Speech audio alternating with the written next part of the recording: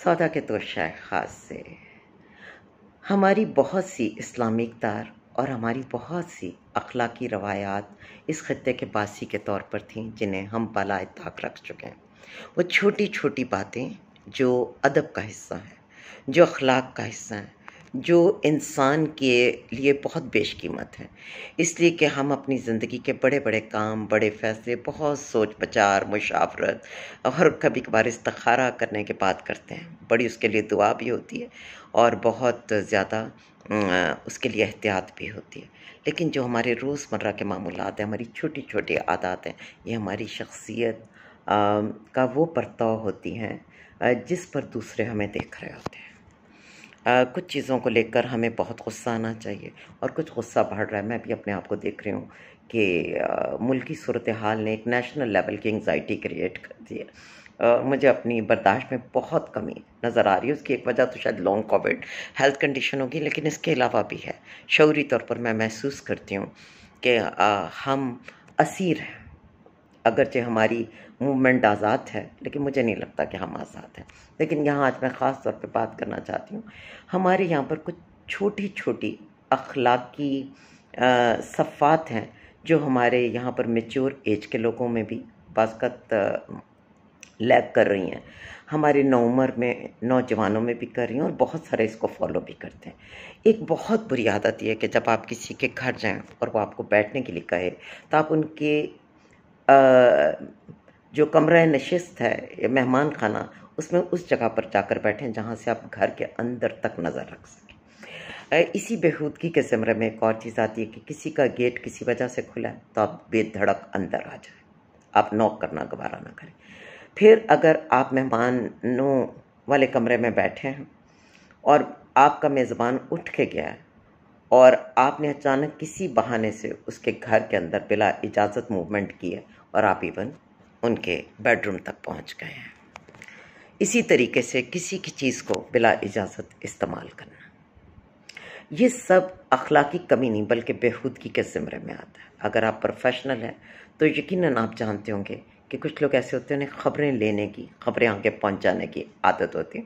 वो अपने अपने इदारों के एक्सप्रेस चैनल होते हैं, BBC होते हैं और ये उनकी नेचर का हिस्सा होता है। मसलन अगर इदारे में दो लोग आपस में बात कर रहे हैं, कोई सरबराह मातहत से बात कर रहा है, तो वो किसी बच्चे या टीचर में कोई कम्युनिकेशन या किसी अफसर में अपने किसी दूसरे रफ़ीक़े कार से कोई बात है और वो किसी मौके पे तो वो कोशिश करेंगे कि मैं इसकी सुनगुन लेके वहाँ से हटूँ।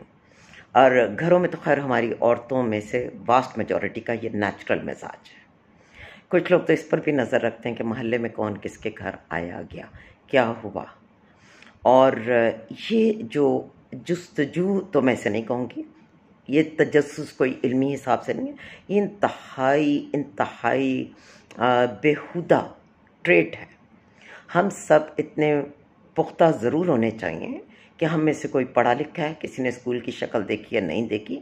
अखलाकियात एक और लेवल की बात है, यहाँ एकेडमिक्स की बात नहीं हो रही।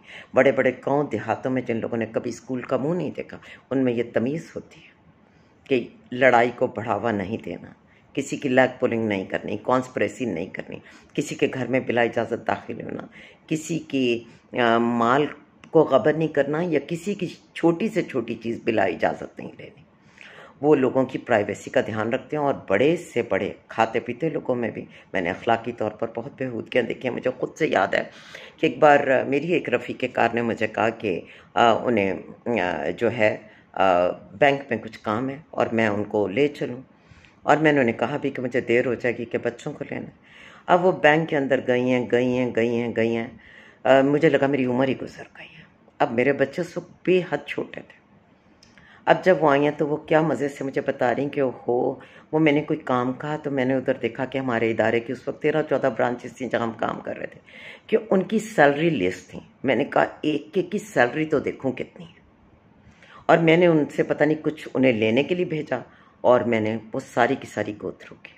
अब ये किस कदर घटिया हरकत है, और ये उन खातून की आदत थी। और वो जब काम पे भी होती थीं तो वो अपने एक बहन को कॉल कर अपने बच्चों को गाइड करो कि जाओ ये तबाही मचाओ, मोमानी के फ्रिज में ये निकाल लो, वो कर लो। तो उनका पूरा मिजाज ऐसा था। और इस मिजाज ने उनकी ज़िंदगी को भी कुछ तकलीफ़ों से, लेकिन उनके इर्द गिर्द के लोगों को उनसे बहुत ज़्यादा तकलीफ़ दी।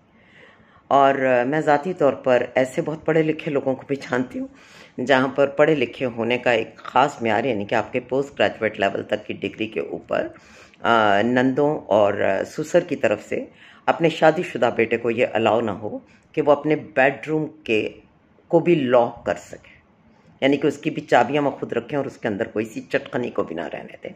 तो लोग बहुत तरीके से कंट्रोल करते हैं और कुछ बदनसीब उनके हत्थे पे चढ़ते हैं, अपनी उम्रें भी बर्बाद करते हैं। लेकिन एक सबक सीखना चाहिए, खा बदनसीब हो या खुश नसीब, कि इस किस्म की हरकतें करने से आपका क्या इम्प्रेशन जाता है। लोगों के दिलों में तो बेशक आप बग़ैर इजाज़त के दाखिल हो जाएं, कुछ ऐसा अच्छा कर जाएं, मगर उनकी ज़िंदगियों में दखलदार माकूलात नहीं होना चाहिए। और किसी की प्राइवेसी में, किसी के घर में, किसी के काम के दौरान दो लोग बैठे कोई बात करना चाह रहे हैं तो आपको उन्हें डिस्टर्ब नहीं करना चाहिए।